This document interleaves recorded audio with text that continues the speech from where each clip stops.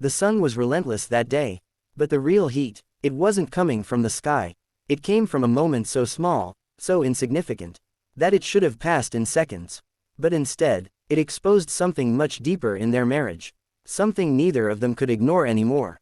Because sometimes, it's not about the argument. It's about what the argument reveals. If you've ever felt dismissed, disrespected, or pushed aside, even in the smallest moments, hit like, subscribe, and stay with me, because this story might hit closer to home than you expect. It was supposed to be a peaceful day.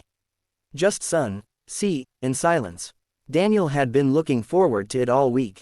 At 25, life felt like it was constantly demanding something from him: work, expectations, responsibilities, and this beach day was his escape. A simple one, a quiet one. His wife, Lena, had insisted they go.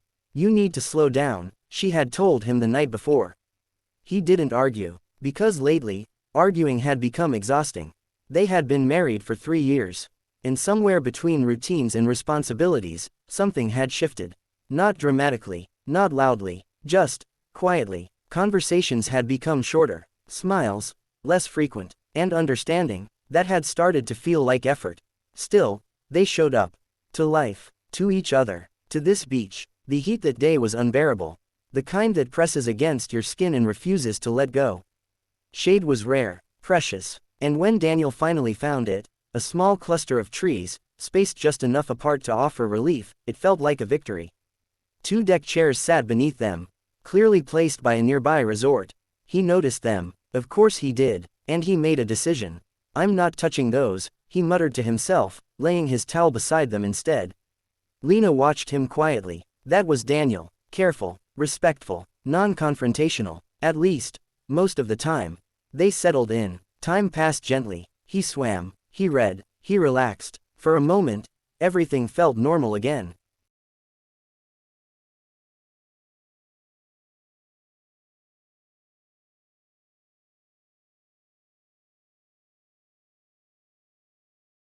It started with something small. It always does. Daniel knocked his bag over. Sand spilled into it. Annoyed, he brushed it off and, without thinking too much, placed it briefly on one of the empty deck chairs. Just for a moment, that moment changed everything. Minutes later, a man approached.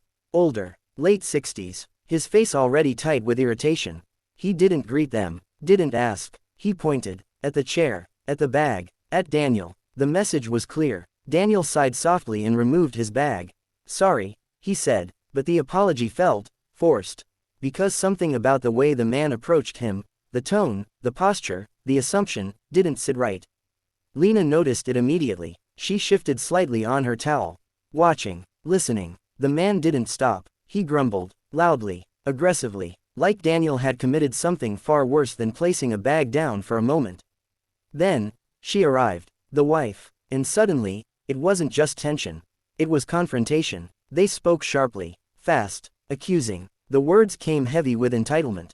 "You have the whole beach. Why here? Why next to us?" Lena felt her chest tighten. Not because of what they were saying, but because of what she knew was coming. Daniel didn't like being spoken to like that. Not anymore. Not after years of swallowing frustration. Not after months of feeling unheard. Lena watched him closely. She knew that look. The calm one. The one that wasn't really calm. The one that meant something was building beneath the surface. She thought, "Please, just let it go. It's not worth it. We can move." Because to her, peace mattered more than pride. But to Daniel, this wasn't about the chair anymore. It wasn't even about the beach. It was about something deeper. Something he hadn't been able to articulate. Not at home, not in conversations that ended with, "You're overthinking. It's not a big deal. Why do you always make things bigger than they are?" He had heard those words before. From Lena, more than once. And now, standing there, being spoken to like he didn't belong. Something clicked. "I'm not doing anything wrong," Daniel said calmly. Too calmly. The older man scoffed. "You're crazy," he snapped. "You put your luggage on my chair." Daniel exhaled slowly. "I've been here for an hour." It wasn't a problem then. The man's wife crossed her arms. "We've been here longer." That was the moment. The shift. Because the logic didn't matter. The truth didn't matter. Respect did. And right now, there wasn't any. Lena leaned closer. "Daniel, let's just move," she whispered.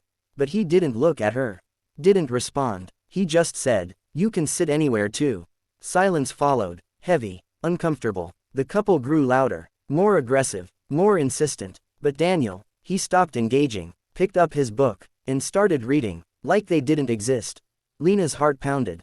Not from fear, from tension, from the weight of what this moment represented. Because this wasn't just Daniel standing his ground against strangers. This was Daniel, changing. The man returned from the water later. His movements deliberate, petty. He dragged the chair around Daniel. Let it hover above him. Waited for a reaction. None came, so he escalated. He walked across Daniel's towel. Kicked sand, hard, deliberately. It hit Daniel's arm, his book, his space. Lena flinched. Daniel didn't. Not at first. Then slowly, he looked up. Calm eyes, sharp voice. "That's kind of you," he said. A pause. Then, "I thought with age, you learn manners." The words landed, heavy. The man froze. Lena held her breath. Daniel added, quietly, "It's embarrassing." Silence. Thick, uncomfortable. The kind that says everything without shouting. Time stretched. 30 minutes passed. Then another. Lena noticed something she hadn't seen in a long time. Daniel wasn't reacting. He wasn't chasing peace. He wasn't shrinking himself to avoid conflict.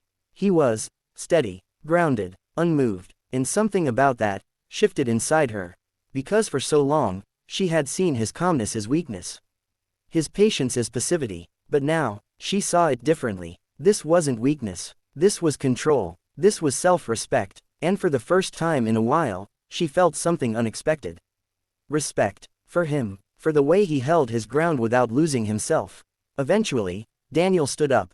Slowly, carefully, he gathered his things. No rush, no frustration, just intention. Lena watched him, curious, because she knew he wasn't done. He lifted his towel, paused, then, with one smooth motion, he flicked it. Sand flew straight toward the man, a mirror of what had been done to him. The man jumped up instantly, face red, furious. "What are you doing?" Daniel tilted his head slightly. "Calm, it's just sand," he said. "A beat, the same sand you kicked at me." The man grabbed a handful and threw it back. But he hadn't thought it through. The wind caught it, carried it, right back into his own face.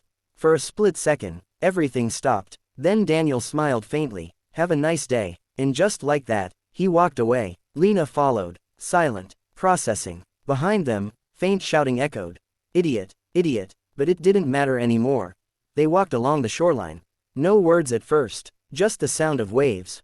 And something else, something lighter. Finally, Lena spoke. "That wasn't really about the chair, was it?" Daniel didn't answer immediately. Then quietly, "No." A pause. "I'm just tired of feeling like I have to move every time someone decides I don't belong." Lena swallowed, because she understood, more than she wanted to admit. "I didn't realize," she started. "I know," he said gently. Not accusing, not angry, just honest. And in that moment, something shifted between them, not dramatically, not perfectly, but meaningfully, because for the first time in a long time, they weren't avoiding the truth. They were standing in it, together. Marriage isn't tested in big moments. It's tested in the small ones. The quiet disagreements, the subtle dismissals, the moments where respect is either given or taken away.